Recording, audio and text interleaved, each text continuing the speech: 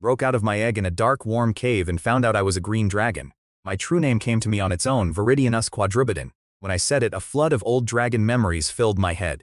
The memories revealed Tiamat, the ladder of gods, my bloodline, and this world's name Varix. I breathed out by accident and green mist came out, eating away a piece of rock. That surprised me. Baby dragons my age should only bite and scratch. My legs were thicker than they should be too. Felt some kind of mutant. Then a second set of memories woke up from another life. I used to be a walker of abundance serving a giving star god. I healed people, I helped refugees. Then some powerful lord passed by and I was wiped out by the leftover force of it, without even a chance to react. A stupid, meaningless death.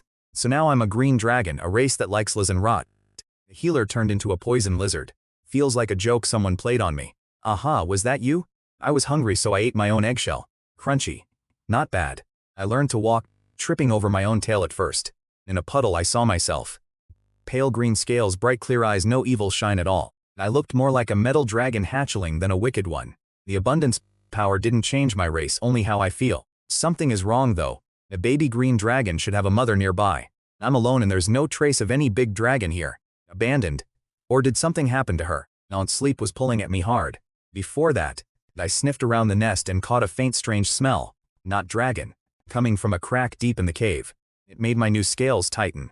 I curled up in a hidden dip in the rock wall, hid myself under broken shell pieces and closed my eyes. Tomorrow first thing find out what that smell is. That was my first decision as the world's first abundance green dragon. I woke up much stronger. My body had grown from pony size to about the size of a full-grown tiger. My life level jumped from 1 to 3. Something a normal hatchling needs a whole year to do and I did it in one sleep. The abundance power in my soul feeds me day and night. Better still, when I reached into my bloodline memory, green dragon spells were just sitting there waiting. With 2 lifetimes of mental training I learned them fast.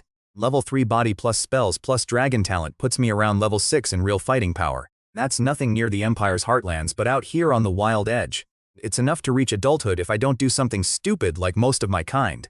I've died twice already. I'd rather not make it 3.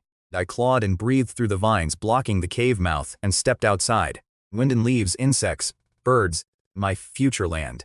About 15 minutes down the old path, I smelt a beast. A rock boar the size of a small rhino burst out. Tier 4 1 step above me but the only problem was its stone armor. I didn't wait.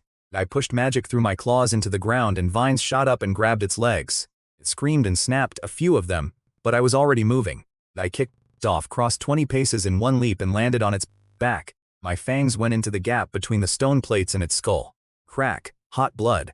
One last squeal and it went down 2 easy seconds and I never used my breath. Level 6 was a modest guess. Dragons just start higher than most creatures ever climb.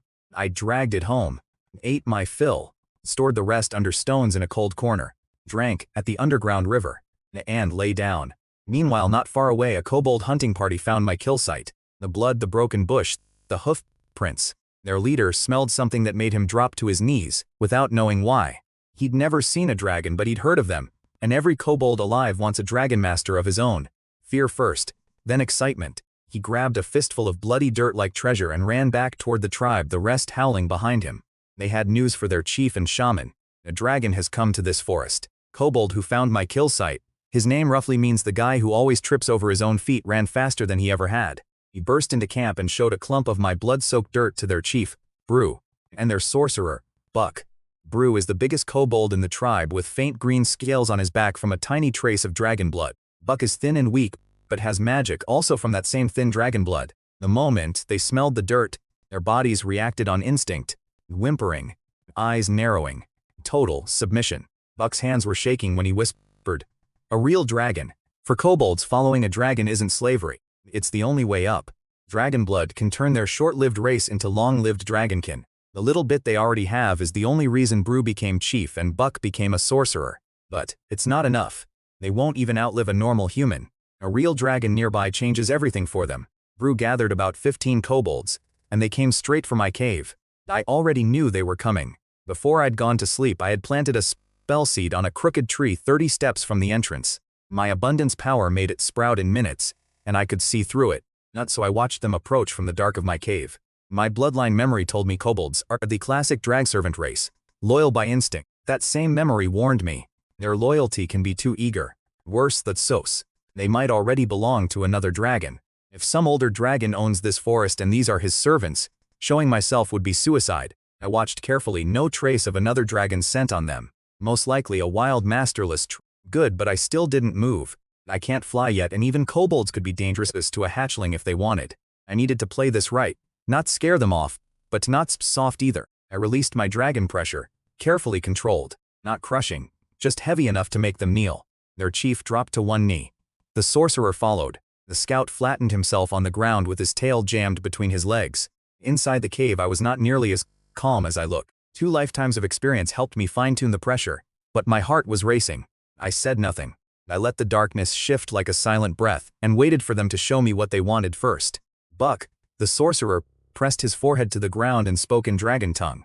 He called himself and the other servants, a word that in dragon language means protection, feeding, and a bond tied to blood. Not smart choice of words. He told me his name, introduced his brother Brew the chief, and said their tribe of 317 kobolds wanted to pledge loyalty to me. I liked what I heard, but I wasn't going to show it. A free tribe falling into my lap. 2 lifetimes taught me that free always has a bill attached. Still, I needed followers badly. A hatchling with no servants has to hunt alone, guard his own back, clean his own nest. I stepped out of the cave into the moonlight. They saw me and they froze because I'm clearly a hatchling too small to be the young adult dragon my pressure had suggested. My wings are still crumpled against my sides. My face still has that round baby dragon look. I could practically hear the calculations going on behind Buck's eyes. But then Bruce slammed both knees down, crossed his claws over his chest, the highest kobold oath posture, and said, "Accept our loyalty." Buck had already nudged him. A hatchling is still a real dragon. Better than nothing. I asked why. Buck looked me in the eye for the first time and gave me the honest answer. Their dragon blood is too thin. They won't live past 40. Only a true dragon's bloodline conversion can save them and make their tribe grow stronger. I like that honesty. I pricked my chest with a claw tip. 1 drop of heart blood, darker and hotter than normal blood, nearly black-green under the moon. I pulled 2 scales from my side. One smaller. Enchanted an old dragon tongue spell. The blood split and soaked into each scale, which flashed bright, then cooled into something amber and glassy. I pushed 1 scale to Brew, the other to Buck. "Take it, then swear." Brew pressed his scale to his chest without hesitating. His muscles locked. His back's scales stood up. He roared. Then the scale melted into him, leaving a dark green mark like an ancient tattoo. Buck's hand shook, but he didn't pause either. The scale sank into his palm, his magic churned, and the murky fire in his eyes burned brighter. They swore together, voices high and low weaving like a rough 2-part song. "By blood and soul we follow the true dragon Viridian, until death. If we betray, let dragonfire burn us." The oath locked into place.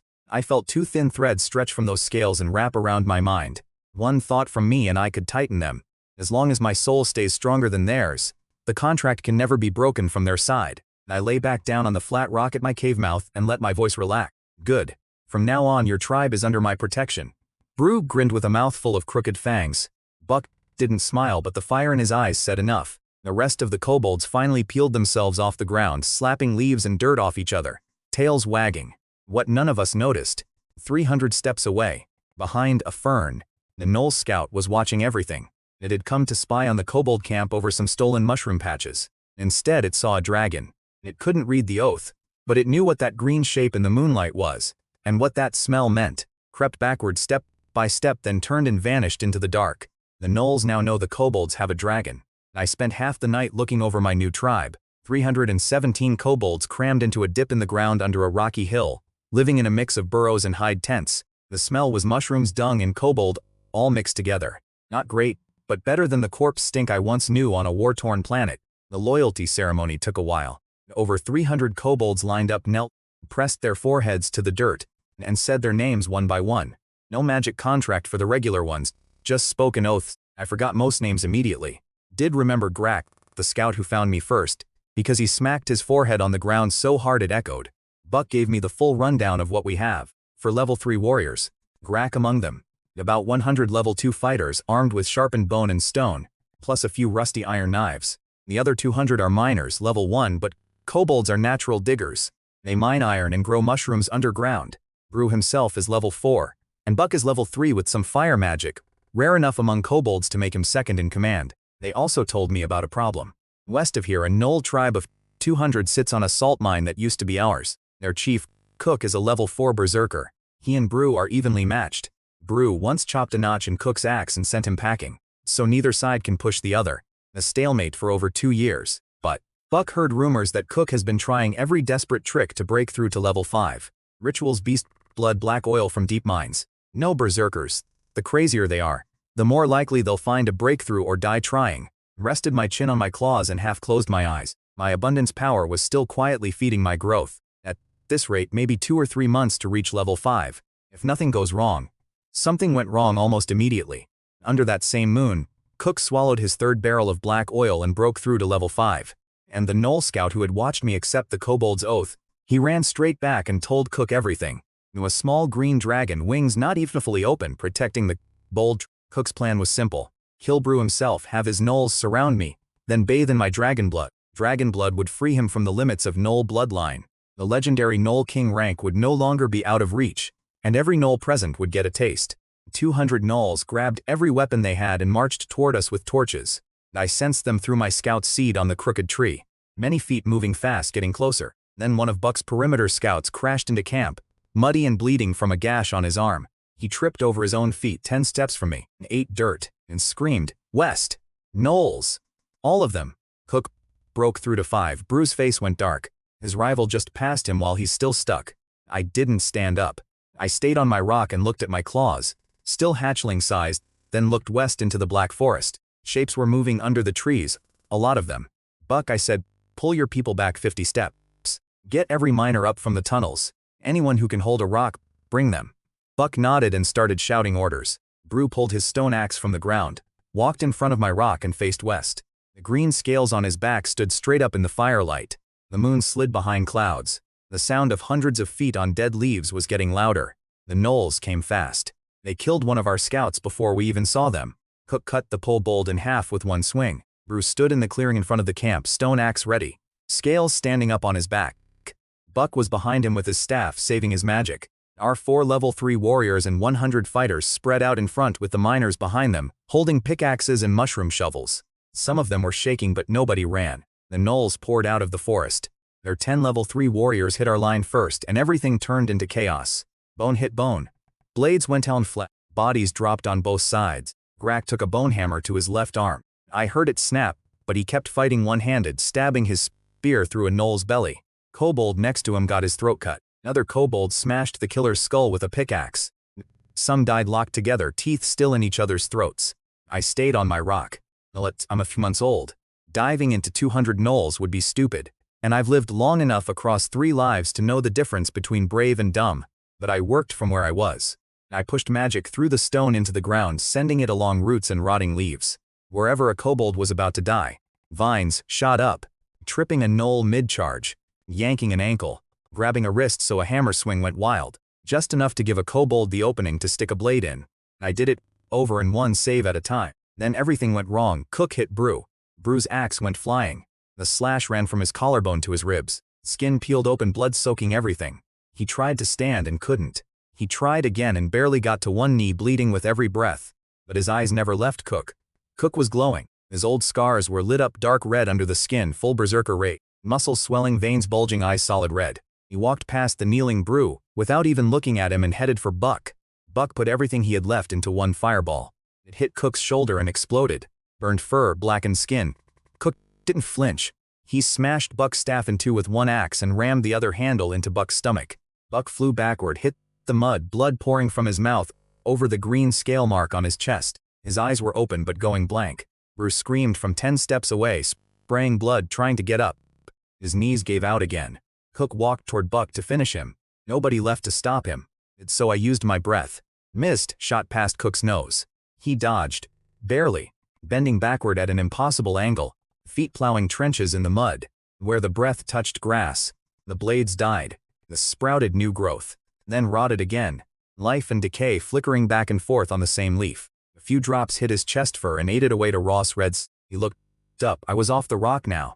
All 4 feet on the ground, tail sweeping slowly behind me, scales cold bright in the moonlight, wings still crumpled at my sides. Every creature on the field paused for a heartbeat. Instinct, deep in the blood, telling them what I am. You finally came down. Cook's grinning with a mouth full of blackened fangs. He looked at me the way a predator looks at prey that just stepped into killing range. I didn't answer. I looked past him at the battlefield. Grak's broken arm hung useless, but he was still swinging. 2.5 of our 4 level 3 warriors were down. Miners were dying 3 or 4 for every gnoll they killed. The gnolls had lost at least half their level 3s and plenty of regulars too. Bodies piled on bodies, nobody was retreating. My kobolds wouldn't run because their dragon was watching. Running would be disloyalty. And to a kobold that's worse than death. The gnolls wouldn't run because Cook had promised them dragon blood. And too many had already died to quit now. Cook pulled himself off the tree stump, spun backsies in his hands, eyes solid red. Your dragon heart is mine. Cook charged with no warning. Berserker rage had burned away everything except one thought: rip open my chest and take my heart. I didn't meet him head on. Measured his speed the instant he moved, twisted sideways and let his axe scrape across my shoulder scales. Sparks flew. White scratch mark, but nothing broke through. I chanted and sent vines up from the mud to grab his ankles. He chopped them apart in 2 swings.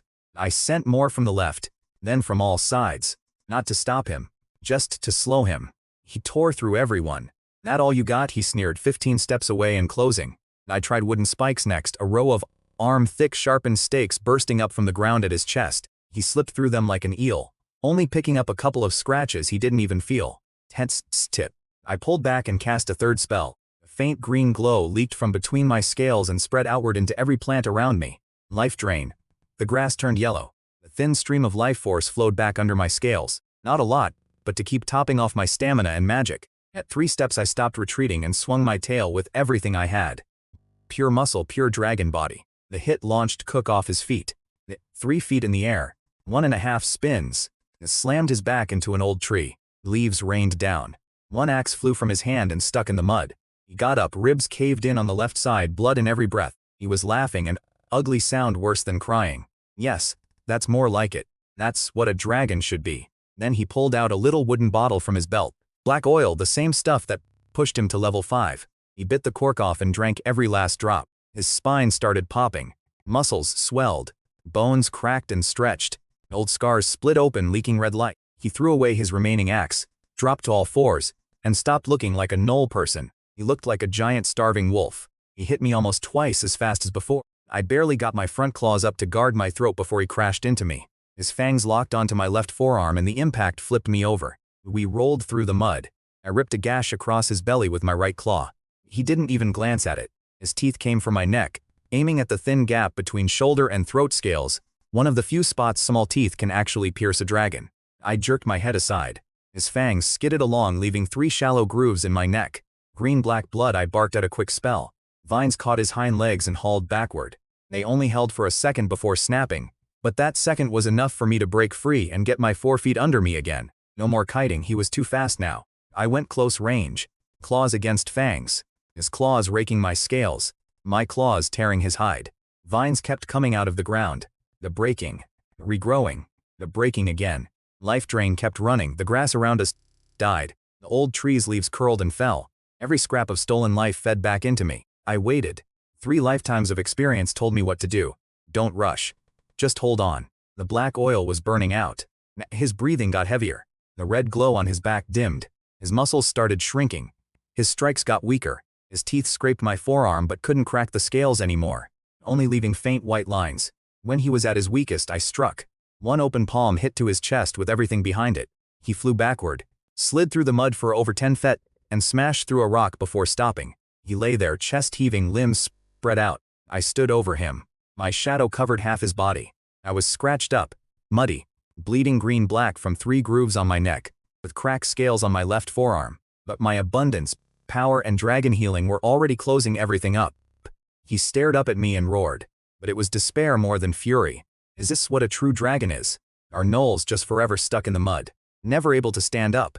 I won't accept it, I won't. The shout echoed across the clearing and faded. I looked past him. The fighting had stopped. The surviving kobolds were cheering. The remaining gnolls had dropped their weapons and were kneeling. The dead from both sides lay where they fell. The only proof they'd ever been here. I won. I'd bought myself at least a stretch of peace to keep growing. Kook lay in the mud, chest barely moving, staring at the moon. He couldn't make a sound anymore. Complete loser. 1 step from death. I didn't say anything clever, no mocking, no speeches. I just opened my mouth and let a thin green mist roll over his head. A few minutes later, there was nothing left of him but a puddle. I turned around. The battlefield was quiet. The gnolls stared at what was left of their chief and lowered their heads. Kobolds weren't celebrating either. They were looking around and realizing how many friends and family were gone. Grak had been standing on pure willpower. The moment he saw Cook die, his body gave out and he hit the ground. Brew was still alive somehow. He dragged himself up, one hand over the gash in his chest, leaking blood with every step. He picked Buck up out of the mud, put him over his shoulder, carried him back to me, not picked up his axe, in the ground. Anne knelt, didn't say a word. The count came at dawn. Brew had 3 broken ribs and a huge chest wound. Buck had 2 broken ribs. Both would be flat on their backs for at least half a month. Of 4 level 3 warriors, only 1 was left. Out of 100 level 2 fighters, 23 survived. The miners got hit worst, down from 200 to about 50, because they'd charged the front lines with pickaxes as cannon fodder to wear the gnolls down. On the gnoll side, all 10 level 3 warriors were dead. Most of the regular gnolls were dead too. Only 30 were left, kneeling in the mud. I looked at those 30, shaking, crying. Gnolls cry like dogs with stepped-on tails, covered in mud and blood, some with broken arms, bones sticking out. None dared look up at me. All that talk about drinking dragon blood was gone. They just wanted to live.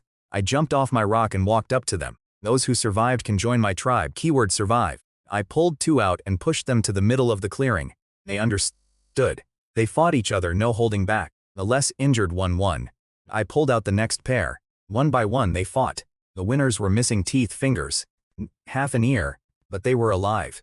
15 survivors knelt before me. I told them straight, "You're the lowest members of the Abundance tribe. Patrol, guard duty, mining, hauling rocks, speeds, cleaning garbage. Every dirty, hard job is yours. Anyone act? You can leave now." Nobody moved. Of course not. Leave meant your head flies off, but you won't be starved or killed for no reason. The tribe needs labor. Stay alive, have more gnolls, make the tribe bigger. That's your purpose. Understand? 15 foreheads hit the mud one after another. Tails tucked, not a word spoken. The posture said enough.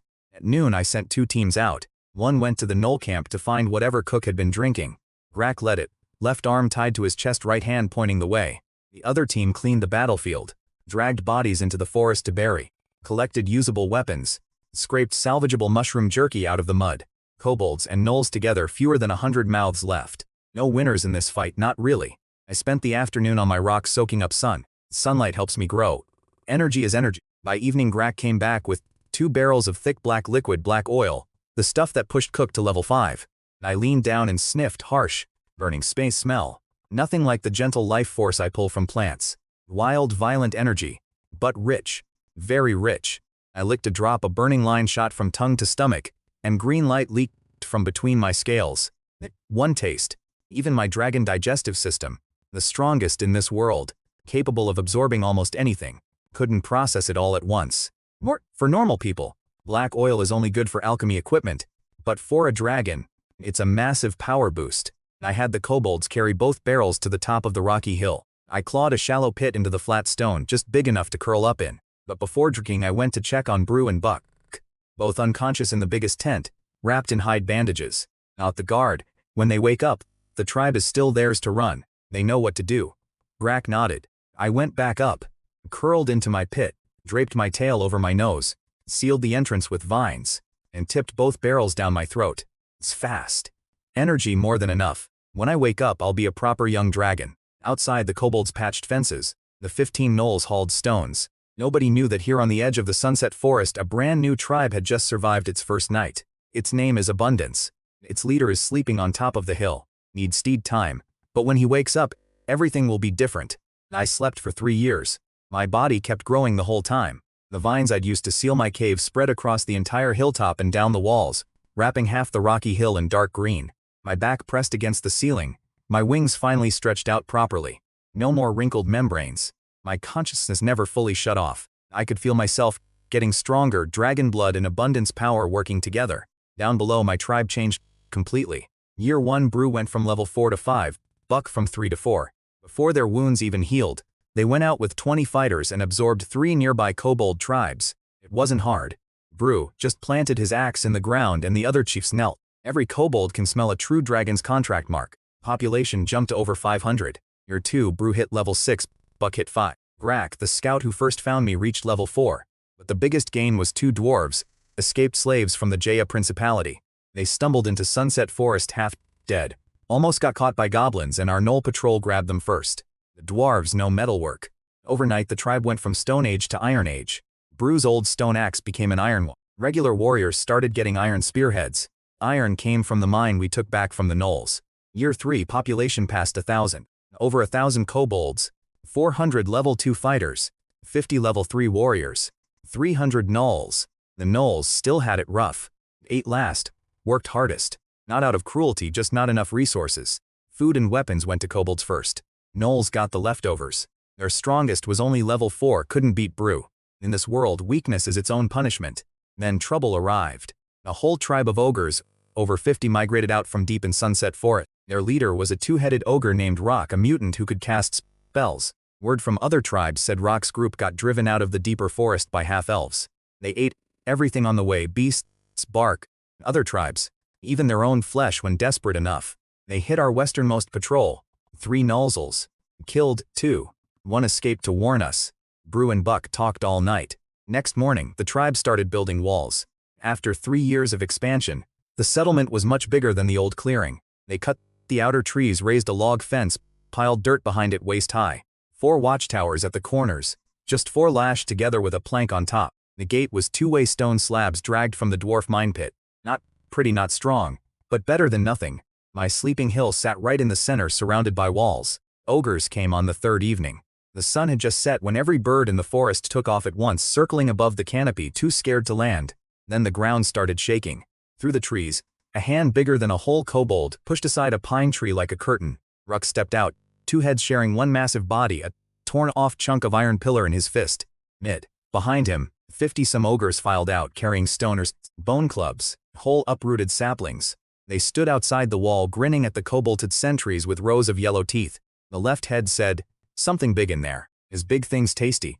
The right head spat out bone chips and said, "Where on the wall?" The kobold warriors gripped their iron spears with shaking hands. Bruce stood with his axe ready. Buck had a fireball charged on his staff tip, much bigger than 3 years ago. Inside the fort, miners swapped stone picks for iron ones. Gnolls were pulled from the tunnels and handed sharpened sticks. And on top of the hill, inside my sealed cave, in the dark, I opened my eyes.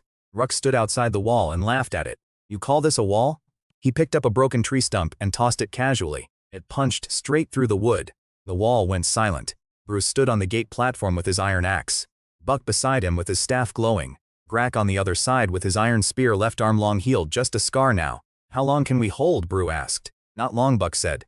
"Level 9 mutant two-headed ogre. He doesn't even need spells. His fists alone will break this wall open. It's just playing with us." Rux got bored with the taunting and waved to his ogres. All 50 started picking up everything they could find. Rocks, logs, and hurling them at the wall. Wood cracked and splintered. Some kobolds on the wall couldn't dodge in time and got knocked flying. Bru chopped an incoming rock in half with his axe, stone chips cutting his face. Buck blew up 3 logs midair with fireballs. Grack deflected a grinding stone-sized boulder with his spear. The other level 4 fighters did what they could, but there were too few of them. Then the panic started. Kobold miner saw the guy next to him get his skull caved in by a rock, brain matter splashing across his face. He started crying and ran for the ladder. Others followed. Kobolds dropping pickaxes, gnolls throwing away sticks, pushing and shoving to get down. Someone fell off and landed on the person below. Brack jumped off the wall and landed in front of the ladder. He drove his spear through the first deserter's chest, a young gnoll, barely a year old, pulled the spear out, blood running down the shaft, and planted it in the ground. He stared up at the crowd on the ladder with murder in his eyes. Didn't need many words. "Next one who comes down I stab. Die to an ogre and at least you're fertilizer. Die on my spear, your meat's not even worth cooking." Nobody moved after that. Rux watched the whole scene, grinning ear to ear. Pups are pups. He signaled his ogres to keep throwing, ready to flatten the wall completely. Then, he stopped. Both heads felt something at the same time and looked up. The voice came from deep inside the fort, from the top of the rocky hill, clear enough for every living thing to hear, inside and outside the walls. It carried the irritation of someone who just woke up to find strangers beating on his pets. "Oh, is that so?" On the hilltop, the vines that had been sealed for 3 years began snapping apart. Cave mouth opened. Pair of green slit eyes looked down. Stupid, filthy ogres. Wings spread, fully extended now, no more wrinkles. I launched from the cave, all 4 legs off the ground. 1 wing beat, carrying me into the air above the gate. 8 long green scales catching the sunlight, several times bigger than 3 years ago. I'm a proper young dragon now. But what exactly do you think life is? Behind me on the wall, Brew and Buck dropped to their knees first. Then, everyone else. One by one. Knees hitting the ground. Eyes looking up at me. Even the wounded went quiet. Outside, the regular ogres stared up. Alt scratched their heads. And some of the dumber ones actually grinned. They pointed at me and muttered to each other. Something like, "That's it?" Way smaller than the one deeper in the forest, Rux wasn't smiling. I could tell he felt it. My body is young dragon size, but the energy coming off me doesn't match a young dragon at all. This is a young dragon, his right head whispered. His left head said nothing, mouth slowly pulling into a frown. He stared at me. I stared back. One dragon, one ogre, the between us. On the wall, someone started shouting my name, the name nobody had spoken for 3 years. Then more voices joined. Louder and louder, impossible to hold back. Everyone on both sides knew the real fight was about to begin. It all came down to whether the dragon in the sky could beat the two-headed ogre on the ground. I looked down from the air. The wall was covered in kneeling kobolds. That some I'd never seen before. New members from the past 3 years. Staring up at me with tears in their eyes. 3 years asleep, and these little guys grew my tribe from a few hundred to over 1,000 and built a wall around it. Sure, the wall was full of holes now, but the fact they built it at all meant something. Brew, I said. Flinched, hearing my voice again after 3 years. Here I gave orders fast. All level 2 fighters and above, out the gate form a line. They'll circle through the west forest and hit the ogre's flank when they charge. Level 1 miners dig traps in front of the wall. Pits, tripwires, spikes, as many as possible. Brew roared it out, and the place exploded into motion. 400 fighters grabbed iron spears. 300 gnolls slipped along the wall toward the western trees, and miners poured out with shovels to start digging. While they dug their pits, I quietly grew sharp wooden sticks at the bottom with my magic. The ogres looked confused. Minute ago, these pups were crying on the wall. Now a green lizard shows up and suddenly nobody's running. Rux's left head wasn't laughing though. Something's wrong, it muttered. The young dragon shouldn't have this kind of magic density. The ogres charged. The first one stepped into a pit and screamed. A dozen spikes went through its legs. Then more fell in. 6 ogres went down before the rest slowed. The gate opened. Brew walked out first, axe in hand. Behind him, 400 kobolds formed a shield wall. Iron spear tips poking through the gaps, gleaming in the morning light. 50 level 3 warriors stood in the second row. Dragon of abundance. 400 spear butts hit the ground in unison. The ogres threw trees and boulders at the shield wall. The front row shattered. A dozen kobolds flew through the air, but more filled the gaps instantly. Shields locked while spears stabbed upward into ogre legs, throats, and spines. Brew shouted, "Hit the spine. Hit the back of the neck." He buried his axe in an ogre's waist, ripped it out and chopped its neck. The ogre's spine snapped. It dropped and kobolds pinned it with spears. From the west, the gnolls burst out. 300 poured from the tree line like a gray-yellow flood, hitting the ogres from behind. They leaped onto ogre backs, bit into necks, tore open windpipes. Every ogre had 4 or 5 gnolls hanging off it. I watched from above. 14 ogres down in the first wave. Kobold and gnoll losses were heavy but acceptable. Time to deal with the boss. Your turn, I said, and folded my wings into a dive. Pulled up at 30 meters, skimming over the ogre line, and sprayed my breath across them left to right. The 7 or 8 ogres got hit full, fur rotting on contact, skin blistering. The 2 dropped dead. 5 stumbled backward. Tail end of my breath caught Rux's shoulder, but his left head was quick. Muttered a word and a blue shield popped up. My breath splashed off it. The shield held, but he stepped back half a pace. "That all you got, green lizard?" The right head roared and fired 3 scorching rays at me. I split into 4 copies of myself mirror image. The fire lines punched through 2 fakes which dissolved. The left head's eyes went wide, mirror image. How can a young dragon know? I didn't let him finish. I cast haste on myself, climbed, and dove again. 50% faster this time. Rux's left head was chanting, building a 4th level fireball, 2 rounds to cast. He was halfway through the second round when I reached him. I slapped his left face with my right claw at full dive speed plus haste. The spell broke. The half-formed fireball exploded in his own hand, burning half his left face black. The left head screamed. The right head paused, then laughed. "Your fault. Then should have watched where you were casting." "Shut up." My face. "Where's the shield?" "You've cast the shield yourself." I climbed back up, flicked the burned skin off my claw and circled over the wall. On the ground, Brew's shield wall was holding. Bux's web spell had trapped several ogres, and kobolds were spearing them through the webbing. Nozzles were tearing at the flanks. Ogre numbers had dropped from 50 to under 30, but our losses were climbing too. The shield wall was half broken, and 200 or 300 kobolds and gnolls lay on the ground. Then Rux's right head pointed his staff up and fired a lightning bolt. No mirror images left to block it. It's too fast to dodge completely. It clipped my right wing, scales blew apart. Electricity ran through the membrane to the bone. Muscles seized, I nearly plummeted. I barely corrected and crash-landed on the wall, right wing hanging limp, edges still smoking. I pushed abundance power into the wound immediately. Green light pulsed under the charred scales. New tissue growing fast. I looked up at Rock. Both heads were panting, still bickering. They surveyed the battlefield, dozens of dead ogres. Their remaining forces tangled with kobolds and muttered. Good thing we still have a trump card. My detection spell caught that. My pupils shrank to needles. The trump card. What trump card? On the ground, Brew stood up from a pile of bodies, axe dripping ogre blood. Outside the wall, the fighting raged on. The ground battle was falling apart. Ogres keep regenerating. One got stabbed clean through the stomach. 2 extra spears for good measure. And the kobolds moved on thinking it was dead. It stood back up, the hole already sealed with fresh pink skin. Picked up its handhammer. Flattened 2 kobolds from behind. Stabbed the spine, stabbed the neck. Use fire.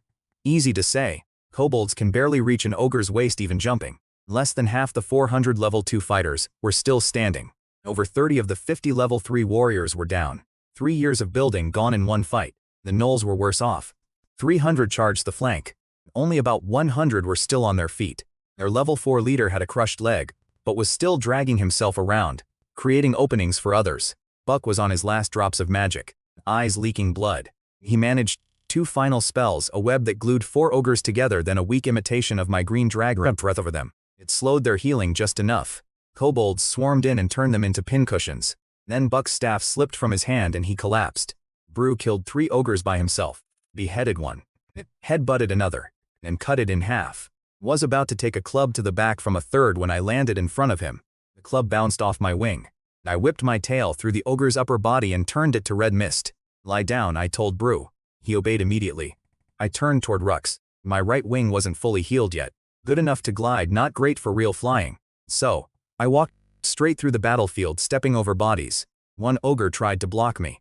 My tail slapped it across the field and nearby Gnaltsks on its neck. Rux's right head cast a stinking cloud. Yellow-green poison fog covering half the clearing. Kobolds and gnolls started coughing and dropping inside it. Walked right through. I'm a green dragon. Using poison on me is a joke. When I stepped out the other side, the burned left head mumbled. He's a green dragon. You idiot. You cast poison at him. Shut up and fight, the right head snarled, slapping Bear's endurance on himself. His muscles swelled, skin thickened, whole body grew a size bigger. I couldn't let him keep buffing. I charged and drove my front claws into his body, but the magically thickened flesh was too dense. My claws stuck. Rux backhanded me across the clearing. I crashed through a tree stump. Then 3 magic missiles hit my shoulder and chest, cracking 3 scales. I was getting annoyed. Time to finish this. I reached deep inside myself. Abundance and dragon blood merged at my heart, working together for the first time. I spoke dragon tongue magic and the forest responded. Trees shook, grass grew wild. Flowers bloomed and wilted and bloomed again in seconds. I pressed my right claw into the earth. The name of abundance. Dozens of arm-thick roots erupted under Rux's feet and coiled around his body. He ripped one free, but sticky sap from the broken end touched his skin and started sprouting. Roots grew out of his own body, asked from his arms, at his back, everywhere. What is this? The left head screamed. I don't know, the right head howled. His arms were forced apart. Roots laced through his armpits, crossed behind his back, locked him completely. About 10 seconds, the living ogre became a towering tree. Right there, in front of everyone. The battlefield went silent. The last 11 ogres saw their chief turned into wood and dropped to their knees in despair.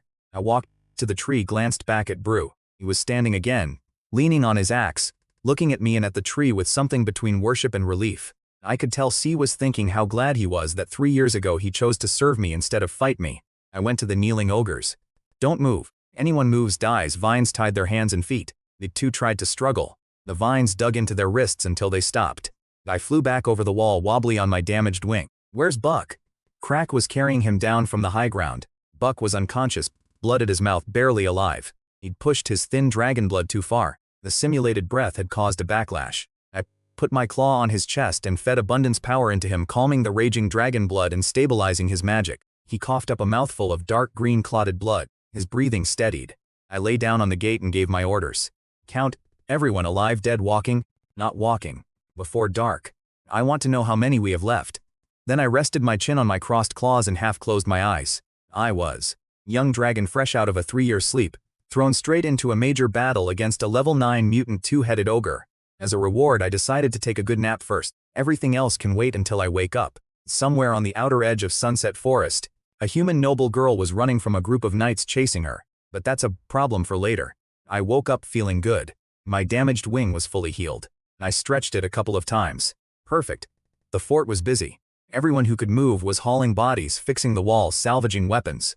Grak was at the gate with a bandaged shoulder still seeping blood. He jumped up when he saw me. "Master, where are Brew and Buck?" "Still unconscious."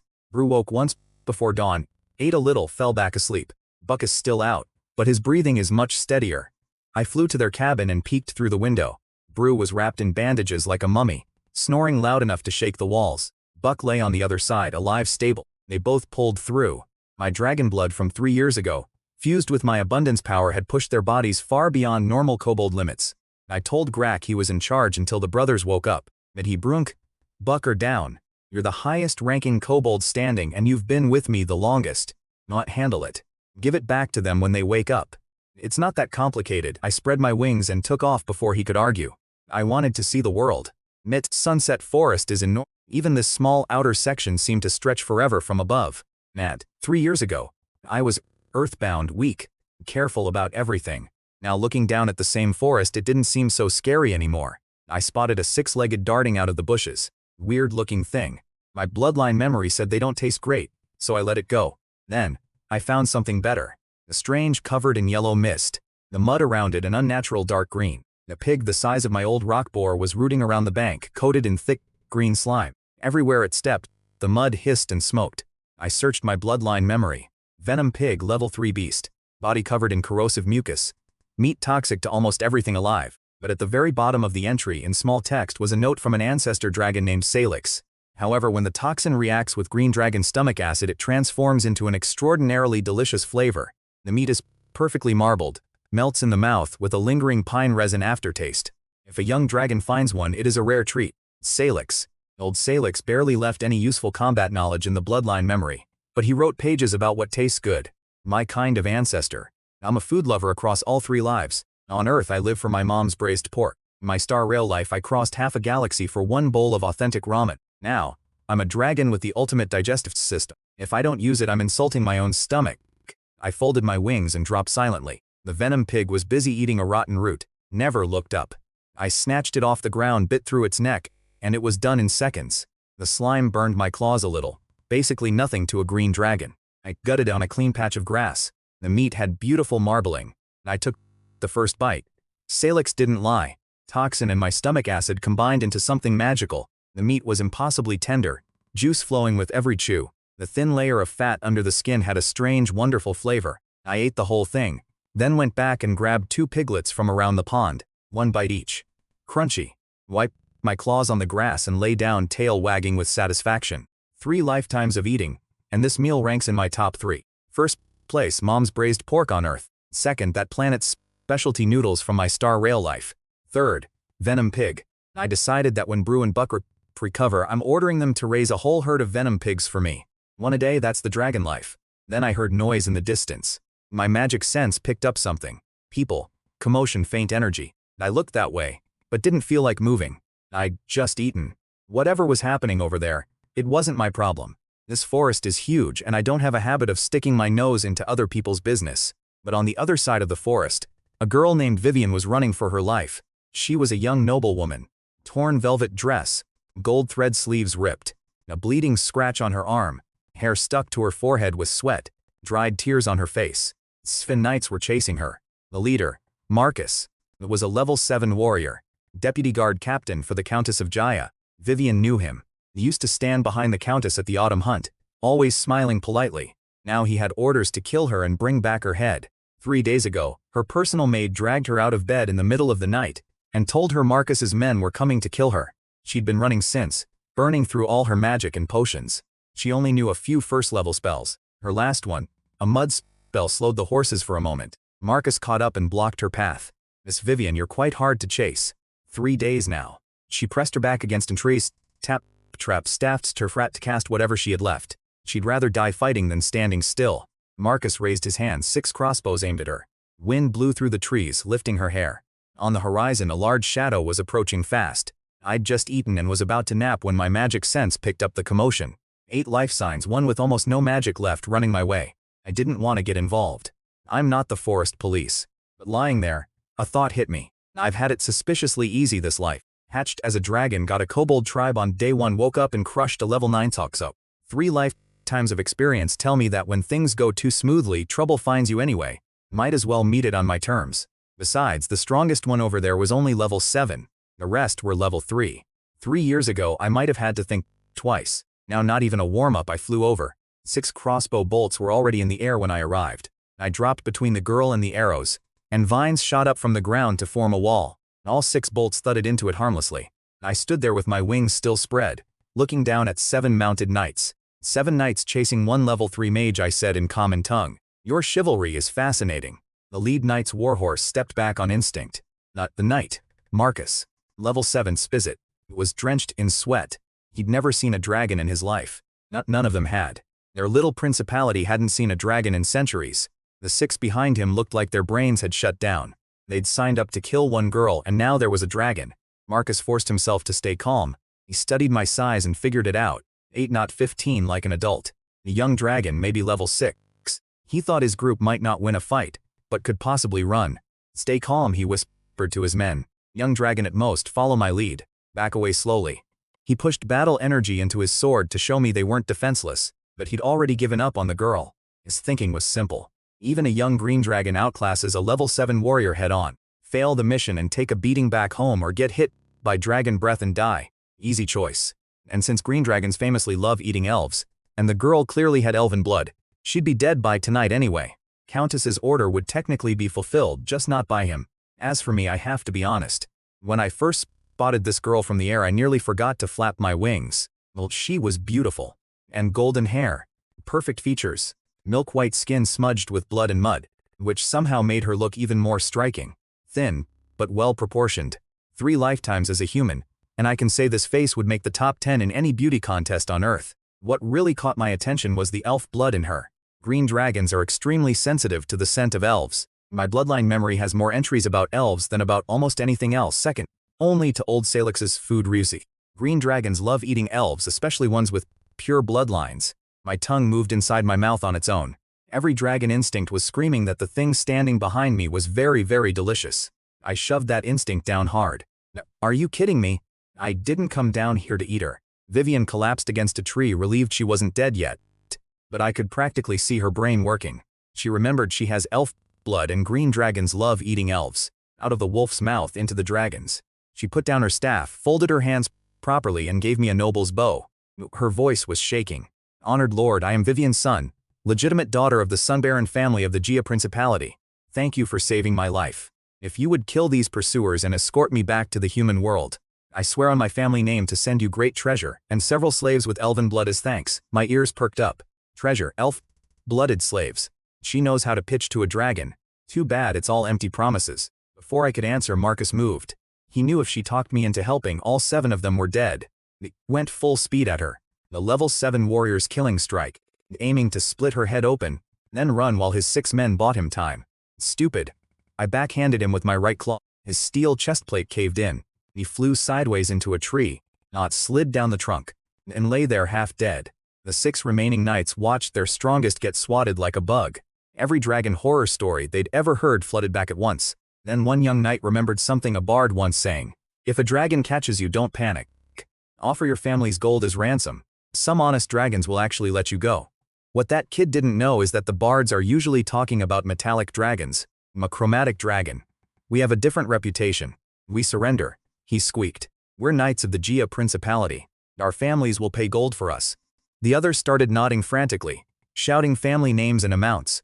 Vivian cut in from behind me. My lord, could you perhaps hand them over to me to deal with? Hand them to you? I turned my head and let her see my teeth still stained pink from the venom pig. How many gold coins is your face worth? She went pale. I looked back at the knights. Ransom is negotiable, but you're all my prisoners now. Then I turned to Vivian and put my face right in front of hers. She could see her own reflection in my slit pupils. You said escort you back to the human world? You think I just hatched yesterday? Send you home and you'll deliver treasure? Or will you tip off your principality's master-level fighters and have them come hunt me down? Principality your size at least a dozen masters. I'm a young dragon. You think I'm running a charity? She opened her mouth. I didn't let her speak. All of you from now on are my prisoners. Your lives belong to me. Ransom will be paid, but until then you're slaves. I pressed my claw into the ground and grew 2 vine cages. A bigger one for the 6 knights. A separate smaller one for Vivian. I'm a gentleman about these things. Men and women in separate cages. I may be a dragon now, but I still have manners. Grabbed 1 cage in each claw, spread my wings and took off. The knights tumbled into each other. Vivian sat in the corner of her cage, back against the vine bars, watching the ground shrink below her. Pure despair in her eyes. Not a bad haul for one afternoon. 3 venom pigs in my belly, 7 knights waiting to be ransomed, and a baron's daughter with elf blood. When the fort appeared on the horizon, Grak was squatting by the gate talking to some kobolds. Heard my wings, looked up, and saw me carrying 2 cages full of humans. Master, he called up. Didn't you say you were going out to see the world? I set the cages down in front of the gate. The knights spilled out in a heap. Marcus groaned, probably made his injuries worse. I folded my wings and landed on the gate. It's so I said brought back some local souvenirs. After dropping off the prisoners, I went back to my rock, but couldn't settle down. The memory of that venom pig kept nagging at me. So I flew north along the stream and found an even bigger family. 2 boars, 4s, 8 piglets. I ate 1 boar to satisfy the craving, then stuffed the rest into vine cages and brought them home.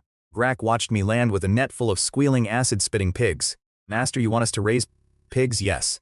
1 boar for breeding, 4 pregnant sows, 8 piglets to grow. Build the pen near water, keep the mud wet, use stone walls because their slime eats wood. If one dies, you spend a month in the mines. He looked at the boar spraying acid on his feet, sighed, started yelling at 2 miners to find rocks. I call this the Venom Pig Sustainable Development Strategy. Then I remembered my human prisoners and called for them. The jail was a reinforced dirt hole with 2 6 knights in one, Marcus alone in the other since he's level 7 even if half dead. Vivian's vine cage sat in the back, separated from the 11 ogre prisoners by just 1 wooden fence. I did that on purpose. 2 days next to creatures that stare at you like dinner tends to make people cooperative. They were brought up to the hilltop. 6 knights knelt in a row. Marcus was dumped to the side, barely breathing, and Vivian stood at the front with her hands tied behind her back. Pale lips cracked, ignored hair tangled, but still holding herself like nobility. Even as a prisoner, she kept her dignity. Interesting girl. 1 at a time, I said. Tell me who you are, where you're from, and why you were trying to kill her. Answer well and I'll consider your ransom terms. Answer badly and you sleep with the ogres tonight. They talked fast. They were guards from the Sun Baron family in the Gia Principality, originally assigned to escort Vivian north for an arranged marriage. But 2 days before departure, the old guard captain was mysteriously reassigned. They later learned his body was found in a ditch outside the city. 3 stab wounds, all in the back. Marcus took over, told them the captain died in an accident. Don't ask questions. After they set out, he changed course and revealed secret orders from the Countess. Kill Vivian in Sunset Forest. Countess is Vivian's stepmother, the Baron's second wife. Vivian's father died 3 years ago. By law, the title goes to his eldest legitimate daughter, Vivian. But she was only 14 then, so the stepmother took over as regent. 3 years of regency, and she decided she liked the power too much to give it back. The only way to keep it was to make Vivian's death look like an accident, killed by forest monsters. Nothing to do with her. Each knight was promised 50 gold coins. They claimed they didn't know about the murdered captain until it was too late. By then they were already in too deep. Classic. Stepmom kills stepdaughter for the inheritance. Watched enough palace dramas on Earth to recognize this plot. Apparently crossing into a fantasy world doesn't change the script. Vivian stood there looking exhausted, like someone who'd always suspected the truth and was just now hearing it said out loud. Her stepmother had stripped away her servants, her property, her authority over 3 years. The arranged marriage was to a northern baron 20 years older, whose previous 2 wives supposedly went mad from his cruelty, and Vivian had talked herself into accepting it until her personal maid dragged her out of bed and told her the guards were coming to kill her. The maid is dead now. The guards turned on her. She ran for 3 days and a green dragon saved her. A human hunted by humans saved by a monster. The irony wasn't lost on either of us. Looking at her face, I felt a spark of excitement. Not that kind. I've lived over 300 years across 3 lives. I'm past that. This was strategic excitement. A baron's legitimate daughter with inheritance rights to a centuries-old noble house, elven blood in her veins, and a stepmother who wants her dead. In a game, she'd be an NPC with a quest marker floating over her head. My tribe has hit a ceiling. 1,000 enough food, basic iron weapons. But to go further I need resources, trade and allies. A human noble with a legal claim to a barony? That's a key to the civilized world. That's what decides whether my next few centuries of growth are fast or slow. Vivian didn't know what I was thinking. She just saw my green eyes locked on her. She took a breath. The kind you take when you've decided you're probably going to die anyway. So you might as well swing big. She wiped her tears with her bound hands, stepped forward to the most visible spot, lifted her chin, let the wind blow the hair from her face. Great dragon, she said, voice perfectly steady this time. Would you perhaps be interested in the wealth of a baronial house that has stood for centuries? The wind caught her hair, and from my angle I could almost swear a blue exclamation mark appeared above her head. My eyes narrowed, my mouth curved up. Things just got very interesting. I lay on my rock and looked down at this wrecked noble girl staring back at me without flinching. And she had nothing left. No money, no soldiers, no family backing. But those eyes told me she'd stopped caring about what happened to her. That made her dangerous in a useful way. Why should I believe you, I asked. That she laid it all out. Her father was the rightful lord of the Sun Barony. When he died 3 years ago, the title should have passed to her. But she was only 14. Her stepmother took over as regent. Nobility Council doesn't recognize the stepmother. They only accept Sun family blood. That's exactly why the stepmother needs Vivian dead. As long as Vivian breathes, the woman is just a placeholder. Then came the real pitch. I can be your agent. You can't walk into the human world. Nobody negotiates with a chromatic dragon, but they'll negotiate with me. I go back as the Baron's legitimate daughter, reclaim my title and everything. The treasury, the mines, the trade taxes, the centuries of wealth, all becomes yours. You don't even show your face. You just stand behind me. The farther away you stand, the more scared they are, and the easier it is for me to win. Smart. Very smart. After you get your title back, what stops you from calling in your principality's masters to hunt me down? She looked me dead in the eyes. I'll sign a master-servant contract with you. My pupils narrowed. You know what that means? Soul binding. You die, I betray you, I die. One thought from you and I'm in agony. Any hostile and triggers a backlash. She said it like she was reading a grocery list. My father is dead. My maid who stayed with me for over 10 years is dead. The old guard captain is dead. My escorts turned on me. My stepmother wants me killed, I'm 17. Everything I ever had is either dead, betrayed me, or waiting for me to die. I have nothing left to lose. She paused, and a thin smile crossed her face that was honestly a little chilling. And so I don't care. At least with the contract, I can drag those people down to hell with me. I laughed. I actually laughed. I'd come down here planning to squeeze some gold out of these humans, and instead, I got a noble girl volunteering to chain her soul to mine. It's like going to the fish market and having a fish jump onto the cutting board and ask to be scaled. Deal. I stood up and pricked my claw. One drop of dark green blood flowed to her forehead and touched down. A few syllables of dragon tongue and the contract locked into place. A faint green flash, then a tiny mark, barely visible unless you looked closely. I felt the thread connect to my mind. As long as my soul stays stronger than hers, it holds forever. Would she ever surpass me? I glanced at this 17-year-old level 3 girl. Her entire family line probably never produced a single master-level fighter. Me? I'll hit master rank the moment I reach adulthood. Surpass me, maybe in her next life. Actually, probably not even then. Vivian felt the thread too. She could even sense my mood. I was in a good mood. The 6 knights watched the whole thing, faces draining white. They understood instantly. The dragon now held Vivian's soul, and through her the entire Sun Barony. And they just spilled every secret they had. Their ransom plan was dead. Even if I let them go, would Vivian? They betrayed her days ago. Then Vivian turned around and she wasn't the same girl anymore. Her posture shifted. She stood like a real noble heir. Master, one more suggestion, she said, giving me a curtsy so perfect it almost made you forget her dress was in shreds. These 6 come from knight families that have served the Sylvan House for centuries. Their loyalty was compromised, but they're still level 3 knights. Instead of ransoming them, have them sign contracts too. When to the principality, I'll need knights I can use. The 6 flinched when she said. None dared object. I looked them over. The 6 level 3 human knights. My tribe already has over a dozen level 3 kobold warriors and a few gnoll fighters. Buck. Brew is level 6. These 6 were less appealing to me than a herd of venom pigs. At least the pigs taste good. My soul contract slots are limited, I said, not hiding my disdain. Wasting them on these guys, not worth it. You sign them, not me, you're my servant. Your subordinates are my subordinates' subordinates. They were your family's vassals to begin with. Signing seems pretty natural, doesn't it? The youngest knight knelt first.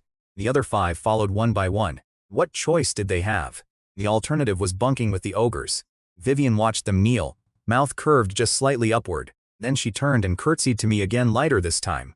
As you command, my masters. The sun was warm. The knights knelt in it, looking at that small smile, and felt cold running down their spines. This wasn't the Vivian from a few days ago. They didn't know what was coming, but they knew that being alive was better than the alternative. Dead people don't get a say. I rested my chin on my claws. 300 years across 3 lives, and I've rarely met someone quite like her. What happens next, we'll see. Even if it doesn't work out, it cost me nothing. Just a little side quest on the road to growing up. After living this long, a dragon deserves some entertainment. Noticed Marcus was still alive barely. 2 days in that filthy dungeon after I'd swatted him into a tree and he was still breathing. Tough for a human. I could have saved him with a drop of dragon blood, but why waste it? Vivian didn't want him alive either.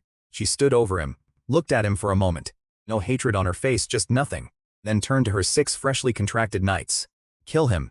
They hesitated. The young one smiled first. They had no way back anyway. Picked up its snit it. The others followed.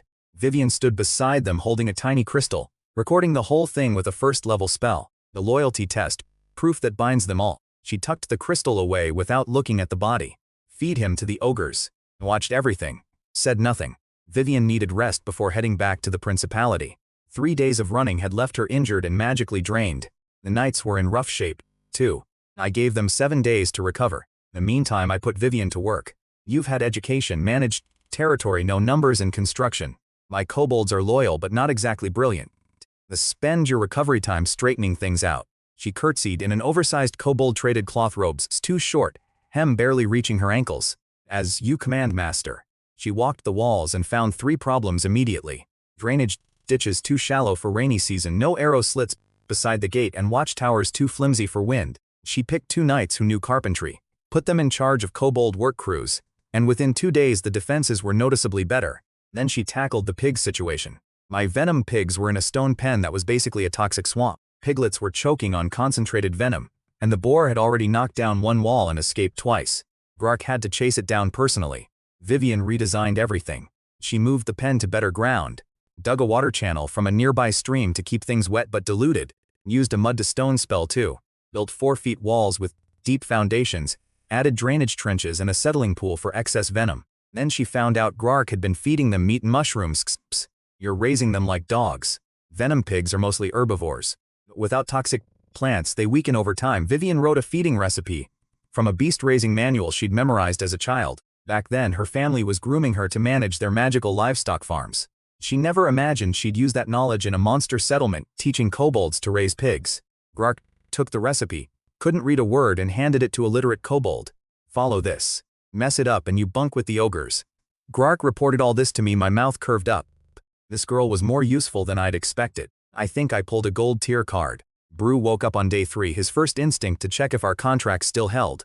His second to find his brother. Buck was awake but too drained to lift a finger. They looked at each other. Still alive, Buck whispered. Bruce swore at him then laughed. Both alive. Good enough. Vivian visited them on day 4. She walked in, and they both went quiet because the tiny green mark on her forehead was the exact same color as the scale mark on Bruce's chest. It's same master. They exchanged nods. Quick introductions. When she left, I could tell she'd already sized them up. 1 strong kobold, 1 smart kobold. Day 7, everyone was healed, time to go. I crouched on the gate and called Vivian aside. Put up a sound barrier, take this. I let a drop of green blood form on my claws. It hardened into a small bead with an amber-like shell, a pearl of true dragon blood. I set it in her open palm. If you hit trouble you can't handle, swallow it. Remember, staying alive comes first. Lose your life and nothing else matters. Then she looked at the bead. 1 drop of real dragon blood, probably worth more than every potion she'd ever seen combined. She bowed, turned, and walked out the gate. 6 knights followed, armor clinking softly. Bruce stood at the gate leaning on his iron axe, watching 7 humans disappear down the forest path into the dusk. Master, he said, will she come back? Don't know, I said. But if she does, everything will be different. After Vivian left, I finally got to relax.